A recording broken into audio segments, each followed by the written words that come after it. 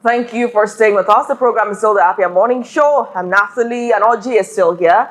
And good morning if you are just joining us from the east side. Now we take regional stories. Beginning in Enugu, Intra-Regional trade is set to receive a major boost as the Ministry of Foreign Affairs Abuja, through its ECOWAS National Unit, has pledged to create an enabling environment for manufacturers to enable them expand their businesses through the ECOWAS Trade Liberalization Scheme. Now, the ETLS, a trade instrument designed by the Regional Economic Community to boost intra-regional trade among member states, was the focal point of a workshop organized in collaboration with the Enugu State Government at the International Conference Center yesterday. The goal of the workshop was to raise awareness for businesses to understand how to register and benefit from the scheme. Afia TV was present and now reports. Well, the Ministry of Foreign Affairs, especially through its national unit of the ECOWAS, is committed to ensuring that we create an enabling environment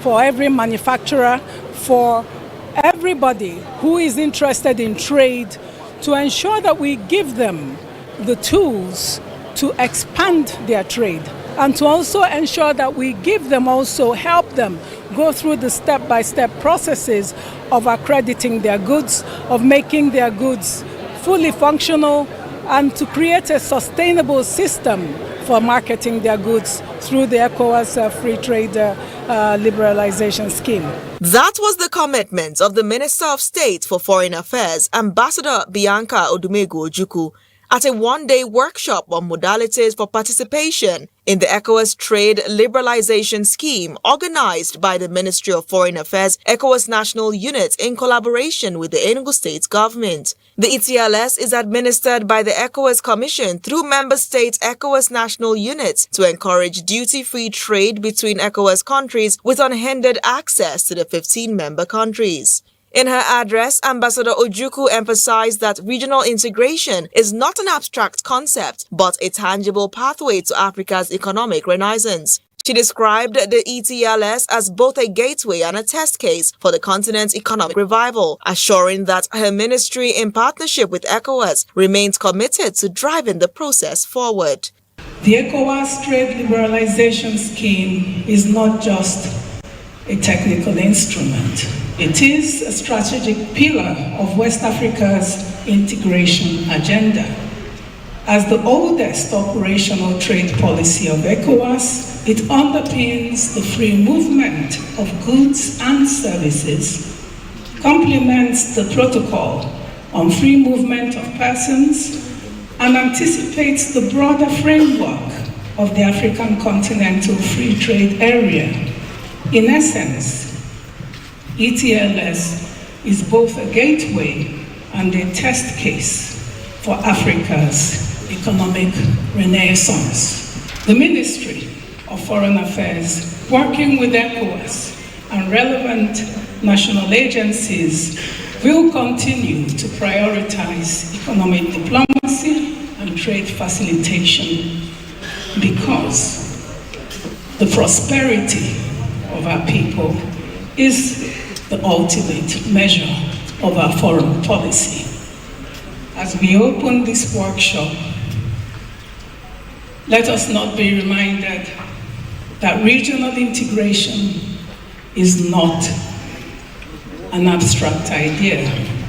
It is about people. It is about jobs. It is about markets and opportunities. Most significantly, it is about transforming promises into tangible benefits for every Nigerian entrepreneur. Representing Governor Peter Mbah, Enugu State Deputy Governor Barrister Ifeanyi Osai highlighted the financial hurdles faced by businesses and the urgent need to prioritize access to capital. He acknowledged the concerns of globalization critics, but maintained that its potential drawbacks can be mitigated through collective action and empowerment of SMEs to compete favorably under the ETLS framework. The ECOWAS Trade Liberalization Scheme will suggest an attempt to regionally expand opportunities for trade for us and for other countries in our region. There are critics who view all this from the prism and lens of globalization and how it attempts to suffocate local production, how it attempts to suffocate local businesses. These concerns are not born out of unfounded base. So when people who oppose globalization or who have concerns about globalization have concerns with what we are doing here today, they are not absolutely wrong. But I think that the difference is that the Ministry of Information has set up frameworks to protect local manufacturing. That unlike the past, when those agreements were written, and institutional frameworks and guardrails that protect local production were thrown out and not protected. The difference is happening now. Also speaking, the Director General of the Southeast Chamber of Commerce, Industry, Mines and Agriculture, Dr. Daniel Ochi, who represented the Chamber's president, underscored the need for improved awareness and pledged to extend sensitization efforts to all 5 states in the Southeast.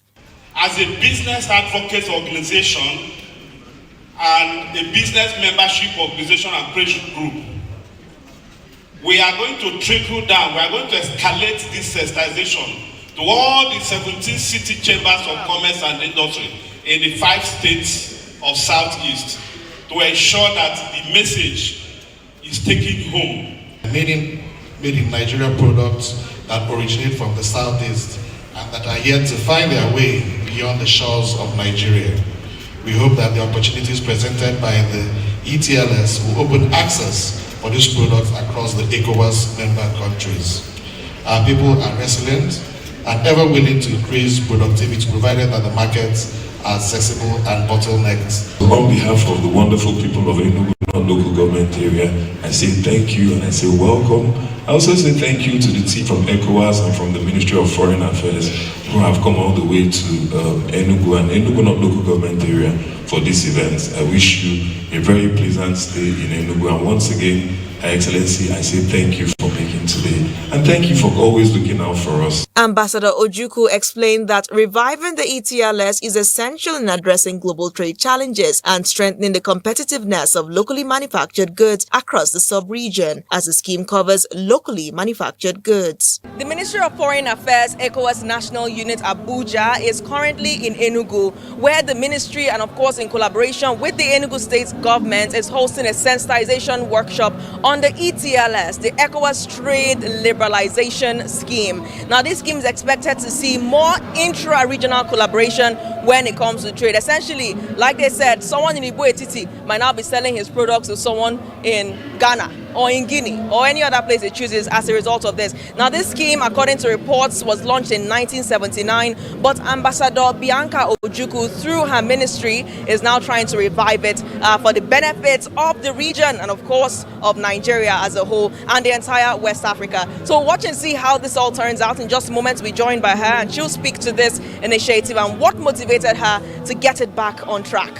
It started in 1979. The only thing was that in 1979, the ECOWAS Trade Liberalization Scheme was geared to certain products, agricultural products, crafts and crude products. But the protocol was expanded actually now in 1990 to industrial products. ECOWAS Trade Liberalization Scheme, in essence, is a tool by ECOWAS for regional integration. It is also principally a tool to encourage free trade among member states. And it's particularly beneficial to small and medium enterprises, to manufacturers, to wholesalers, to retailers, people essentially, cottage industries, manufacturers of every kind of product, as long as those products match the criteria for the rules of origin. Important thing is that with the new global realities, Africa has to look inwards. We have to solve Africa's economic problems with African solutions. And therefore, keying into a regional agenda for the continent can only be beneficial to its manufacturers who sometimes are struggling to match up, especially with the Western system. Stakeholders who spoke to Afia TV shared optimism about the scheme's potential impact on Enugu and the wider Southeast region. For the very first time, they have made this rail for Enugu indigenes, Enugu or the Southeast in general, because it's focused on the Southeast. The businesses here who are actively engaged should be aware, should be exposed to the market opportunities open in the West African sub-region. There's tremendous growth in the middle class across the West African sub-region. It is designed by the ECOWAS Commission, to integrate and expand trade within the ECOWAS member states. Nigeria has over 200 million people. By and large, it's almost 400 million people, and it's a large market. Like I said, it has no limit. From this program, whatever you produce in Nigeria can easily find its way to Ghana within the regions and beyond. So it's a very good thing. Of course, there will be creation of jobs. The youths that are looking for jobs will get employed. Markets will expand. There will be education. It comes with a lot of derivatives, which is a good thing to both the federal government of Nigeria, ECOWAS, and the Enugu State. I know in Enugu as a business community, off-taking is a problem for a lot of producers. So trying to bridge that gap between the producers and the off-takers, pushing across the region is something awesome. The workshop featured technical sessions, interactive discussions, and networking opportunities aimed at enhancing awareness of the scheme's benefits to manufacturers, micro, small, and medium-scale enterprises, and other stakeholders across the Southeast. Ultimately, the ECOWAS Trade Liberalization Scheme seeks to empower local entrepreneurs to trade their goods duty-free across West Africa, making it possible to, I quote, a businessman in a local government to sell his products in Ghana. In Enugu, Nathalie Uku, reporting for Afia TV. And of course, there you have it. In subsequent conversations, we'll be looking at the impact, the implications with Afia TV political and economic correspondent Nnamdi Obaya much later on today's show.